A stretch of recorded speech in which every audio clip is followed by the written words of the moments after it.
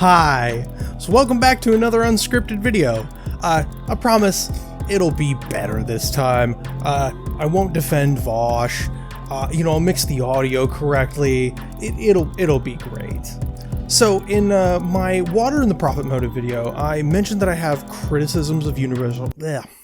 So in my Water and the Profit Motive video, I mentioned that I have criticisms of universal. So in my Water and the Profit Motive video, I mentioned that I have criticisms of universal basic income, and I thought I'd do a video to kind of go over that, rather than just leave that sort of hanging out in the air. So before I get into it, let's explain what I'm talking about.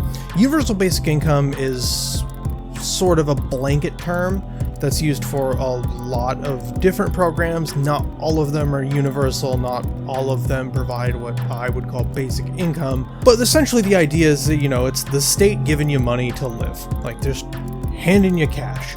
And there are a number of different versions of this. Some are better than others, some are utter trash, but in general, this idea of the state sort of providing you with enough money to survive, or part of the money you need to survive, is what I kind of want to criticize, because I think it has some obvious positives, but it also has some potential drawbacks. So I'm going to get into the pros and cons of it, and what I'm going to do is I'm going to go pro, con, pro, con, pro, con, pro, con, because at first I was going to do all pros and then do all cons, but I found that the pros and the cons really sort of blended in with each other. A lot of these things are really, in UBI in general, is really just kind of a double-edged sword. So I figure I would do it that way. So let's get into it. Pro number one, obviously this would provide a great amount of relief for folks who are struggling. And and beyond the obvious material relief of being able to afford the things that you want and need, that comes with a lot of psychological effects. I talked about in the Water and the Profit Motive video. It's a great video. You should check it out. That there was a partial basic income study in Finland that showed that, the people who received basic income, they trusted each other more. They had more confidence in the future.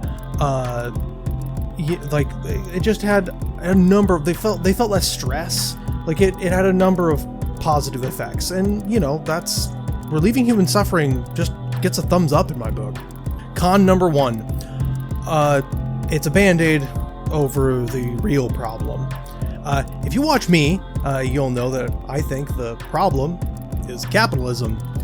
So what you're doing by providing this relief, as great as it is, what you're doing is you're treating symptoms. The fact that, everybody has to shell out all this money in order to, get their basic needs met, in order to, have adequate housing, in order to pay their medical bills. The problem is that all of these things are profit driven, and I will do episodes of how the profit motive fails about these things. But yeah, just throwing money at the problem, as great as it would be for people who are struggling, is sort of ignoring what the actual problem is. Pro number two, it's basically strike insurance. That little bit of extra income every month is likely to give workers some confidence in order to deny their labor, to push for better conditions and more pay at their jobs. Because one of the big problems with denying your labor and exercising what is essentially your primary political power is that you can't eat political power. And quite frankly, in my case, my union recently has been talking about potentially going on strike around some contract negotiations. And I'm not gonna lie, if my union goes on strike, I'm probably just gonna have to go find another job, because I live paycheck to paycheck as it is. I barely was able to pay my rent last month. I can't afford to not work. And so, having that little bit of extra edge is, it's really help out the labor movement, I think, in a real way. Con number two, it's a good excuse not to raise wages and to raise prices. Imagine that UBI is passed. Say Yang's proposal is passed. And, you know, everybody's getting $1,000 a month. The next time that somebody wants to raise the minimum wage, more than half of Congress is going to be persuaded by the argument, what do these people want? They're already getting $1,000 a month.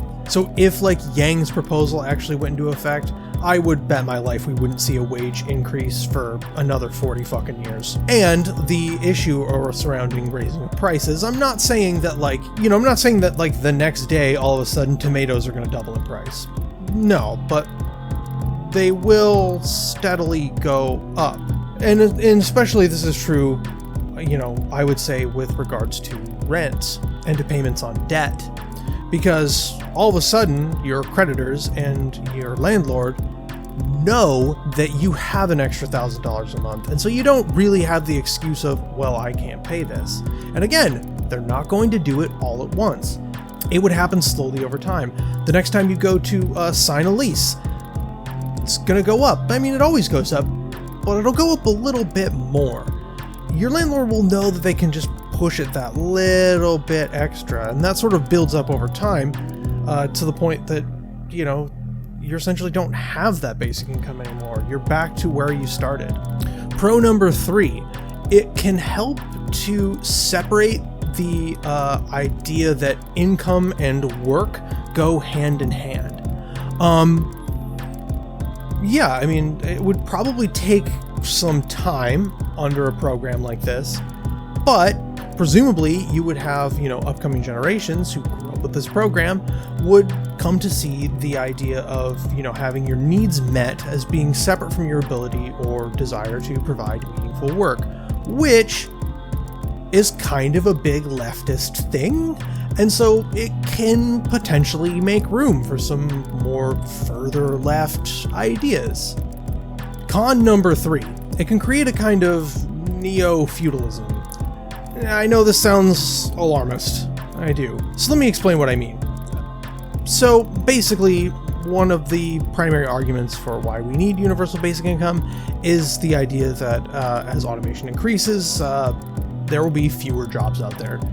There will be less work that actually needs to be done. This may or may not be happening, but I'll get to that. But anyway, the idea is that, we need to come up with some way to support the people who, either, can't work enough or can't find work at all. Here's the thing, like I said earlier that, the ability to deny labor is the working class's primary mode of political power. And so a working class that doesn't work doesn't really have political power. I mean, you can protest and you can vote, but those things only do so much. They very much pale in comparison to denying one's labor. So what I mean by neo-feudalism is imagining a sort of scenario where all of the billionaires still have all the political power they had before. It hasn't diminished at all. In fact, it's increased because they aren't paying you. They have increased their profits through automation. They control all the robots. They control all the politicians, like they pretty much do now. And your one piece of political power has been taken away. They control how much UBI you actually get.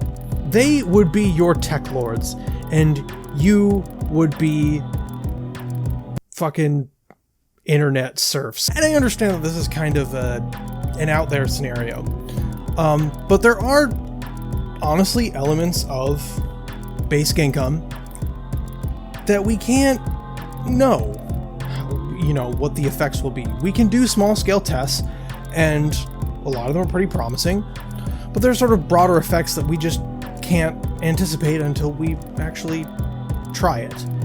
And yeah, I'm speculating here, but I am speculating based on the incentives that these tech billionaires actually have. Pro number 4, it can take a lot of pressure off of existing social programs, that require a lot of bureaucracy and are means tested.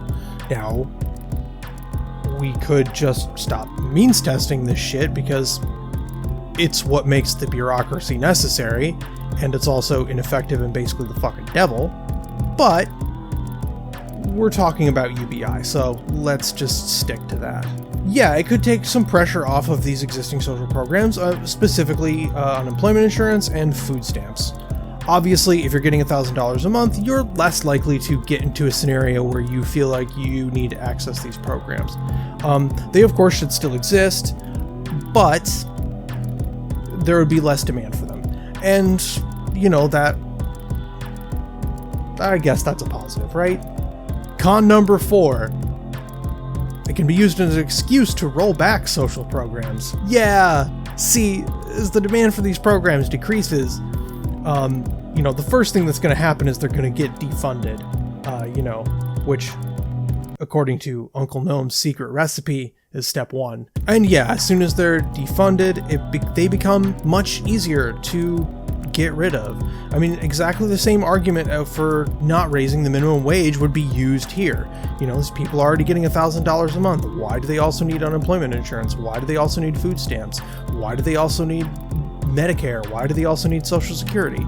You know, it becomes, and I get that that's a bit of a slippery slope argument, but I mean, come on, this is the fucking Republican Party we're talking about. You think they wouldn't do that shit? Pro number 5, it has a lot of positive data to back it up. You know, I talked about the Bincome experiment, and I talked about the current experiment going on in Finland, but there's also a number of other positive experiments. Answers with Joe just did a video on UBI not too long ago. Well, I don't know when I'm going to release this, so it could have been a while ago. But the point is, Answers with Joe just did a video on it, and he talked a lot about the Eastern Band of Cherokee Indians, their relatively well-known program of, you know, dividing up the profits from their casinos among the tribe. A study that was done on the kids showed that, you know, from before and after, they were healthier, they did better in school, they did less drugs, I think. I know that they were more likely to go to college. Like, it had a number of, you know, broad effects on them, and that's just good. So yeah, I mean, the data backs up the positive effects of UBI. Con number 5, tech billionaires like it. Yeah. So going back to Answers with Joe and his video, he listed this as a positive because, you know, these tech billionaires, well, they're smart. They know what they're talking about. They know that automation is going to take away all your jobs, etc., etc., etc. These people are your enemy. Yeah, they do not want to create a system that's going to benefit you. I mean, we could say that, hey, maybe on an individual level, maybe some of them want to create a society that benefits people broadly while continuing to make them more and more obscenely rich. This goes right back to the whole neo-feudalism thing I was talking about. That shit would be their wet dream. You think Jeff Bezos don't want that? He already went around to the entire fucking country to try to get an Amazon warehouse built, like making states bid on it, and so that he could have a fucking helicopter landing pad in fucking Queens. Like, this is just nuts. Do not expect them to promote any sort of program that ultimately is going to lead to, like, the liberation of the working class. It's just, no, they're not going to support that. So let's get into the details a little bit more. Like I said before, the primary justification for this is that, you know, the robots are coming to take your jobs, and, you know, so we're going to need to support, you know, what Yuval Noah Harari, someone who I definitely don't entirely agree with. However, I do think he did come up with a pretty good term, the useless class, because yes, they would be politically completely useless, just extraneous humans, and I assure you they would be viewed that way. So anyway, this entire idea of you know, automation coming to take jobs, it might be true, it might not. I mean, this is the sort of thing that's sort of happened a lot through history, all throughout industrialization. Originally most, like 95% of people were farmers, and then as farming became automated with the invention of the thresher and the cotton gin, etc., people started working as farmers a lot less, and so there was a period of turmoil, and then people started moving to cities and working in factories. And in the last century, as the factories became more and more automated, people started moving into the service industry. Now what we're seeing is the service industry becoming more and more automated. It's unclear whether or not an industry will pop up that will be able to absorb the people whose jobs are automated away this time. I can't imagine what it would be, but just because I can't imagine it doesn't mean it won't happen. And the history sort of would indicate that it's probably not going to go down quite that way, but hey, it might. And if it does, yeah, it would pay for us to have a sort of cushion in order to do with that. I mean, what we could do is we could just democratize all workplaces, and then we could just vote ourselves fewer hours or something like that, but that's crazy. So let's talk about Andrew Yang. I have to talk about Yang because he's running for president for some reason. So he's relevant to this discussion. He is, in case you're blissfully unaware, he is running for the Democratic nomination, and he is a single issue candidate. He wants to give everyone $1,000 a month. That is basically his thing. It's sort of, basically, almost any time he opened up his mouth in the debates that I saw, he brought it up. And hey, it could entirely be that he's running like a messaging campaign like Bernie Sanders was in 2016. And if so, more power to him. But quite frankly, he is distracting from the only real candidate. So, I'm not a particular fan. And like I said, I'm kind of critical of UBI. But I'm really critical of Andrew Yang's UBI proposal. So my first criticism, number one, is that I hate the fucking name. It's called the Freedom Dividend, which sounds like something a Republican would have come up with in like 97. It's just bad and dated and lame, and I feel like someone should have told him that by now. My second problem with the Freedom Dividend is that $1,000 a month is below the poverty line and therefore is not enough to live off of, so it's hardly a basic income. If the robots have come to take your job and fuck your wife, then how are you going to survive off of $1,000 a month? I know I couldn't survive off $1,000 a month, and I live in a shitty apartment. My number 3 problem with the Freedom Dividend. So what he wants to do is he wants to say, okay, you get this $1,000 a month. Anybody who wants to get this $1,000 a month can sign up for it, but you have to opt out from a bunch of other social programs. And there are some that he excludes from it. I won't get into details about it, but yeah, the idea being that there's fewer and fewer people are involved in these programs as more of them opt into the UBI because they're struggling to pay their bills, and believe me, that would be the motivator for them opting out of those public services. Demand decreases for them, and so before you know it, we can just get rid of them. I don't know if that's actually his stated intent, that he actually wants to get rid of them. Number 4 is that he said that it would eliminate the need for minimum wage. It wouldn't. My number 5 criticism of the Freedom Dividend is that he wants to use the value-added tax to pay for it. Now, value-added tax is complicated.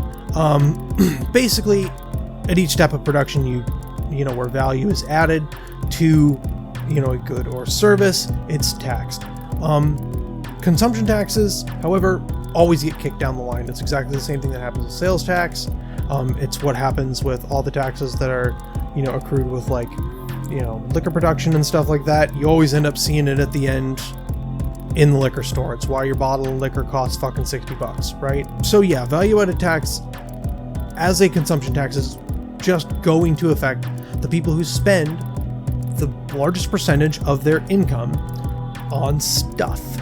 Because of course, really wealthy people, I mean, it's not like they don't spend money, and they would certainly be spending their money on more valuable things, but the people who are going to be shouldering the largest, that's going to affect the most is going to be the middle class, who would feel like they're subsidizing the poor. And that would create a lot of resentment.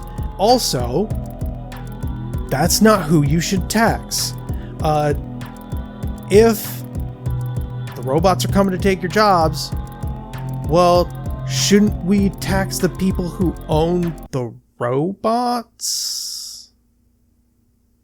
They're the ones who aren't paying you anymore. So yeah, value-added tax is a regressive tax. It doesn't really matter how you slice it, honestly. If I went digging, I'm sure I could find more things that Andrew Yang has said that I disagree with. But that's enough for me. I'm not in favor of the freedom dividend at all. I honestly think it would hurt more than help in the long run. In the short term, yeah, it would be great to get $1,000 a month. Like, I'd love to have $1,000 a month. Like, I would put that to great use. But in the long term, it would, I think, have a detrimental effect on the country as a whole. So, And there are, of course, other forms of universal basic income that are also quite bad. Most notably, one put forward by noted shithead Milton Friedman, which he called negative income tax. The idea being that, we'll pick a number, say $12,000 a year. Anybody making more than $12,000 a year, pays taxes. We'll say in a progressive manner, right? So that, the richer people are in a, higher tax bracket, etc. I imagine Milton Friedman would have liked it to just be flat because, he's a horrifying shit monster. But if you make less than $12,000, you pay negative income tax rate. So the idea is that instead of paying taxes, the federal government pays you to get you up to $12,000. Especially if this were at $12,000, which it wouldn't have to be. It could be double that. And it would still have this effect of just really pissing off everybody who's not getting it. Because if it's not universal, if everybody's not receiving it, then the people who aren't receiving it are always going to feel like they are shouldering the burden for someone else.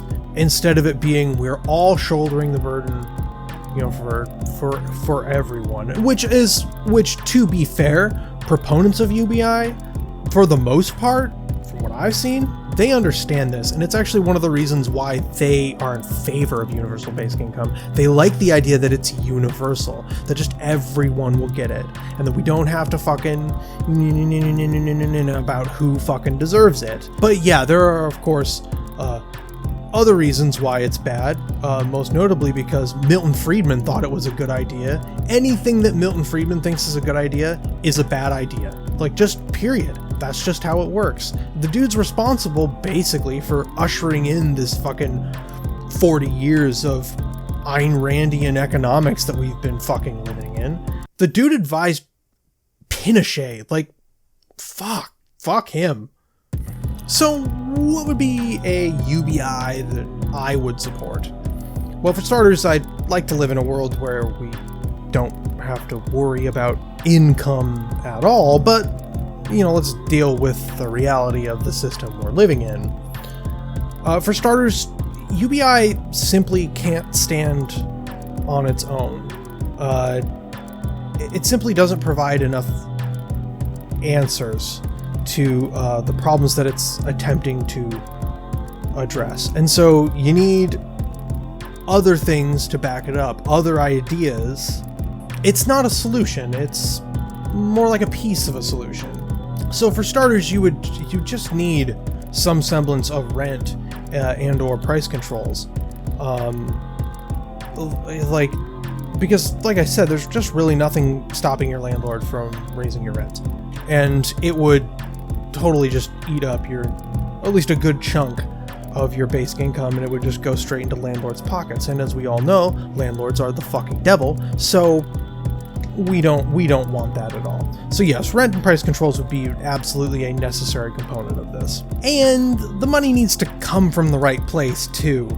I've got an idea. Why don't we eliminate billionaires? Like, let's just turn them all into thousandaires. Why not? I mean, literally, their existence is immoral.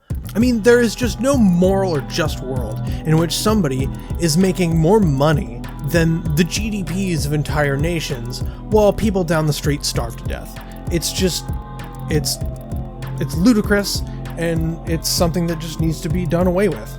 Just absolutely. Also, we have a nice, fat, bloated military budget, most of which ends up in the pockets of billionaires as well. We could start taking a fucking hacksaw to that. I think that would make a lot of people happy for a lot of reasons. And there are other ideas to address this idea of, increasing automation. I mean, there is the low-hanging fruit of raising the minimum wage. If automation actually reduces the need for human labor, which is something I'm skeptical of, then we make our labor more valuable. And yeah, this would drive automation. But that's supposed to be a positive. Like, we should be living in a world where every shitty job that gets eliminated, we should celebrate. Like, we shouldn't worry about how, whether or not we're going to be able to eat. And yes, of course, I know UBI proponents are aware of that, and it's one of the reasons that they are for it. And as proposed by Rucker Bregman, you might remember him from the time he owned Tucker Carlson so hard that Tucker didn't even air the segment.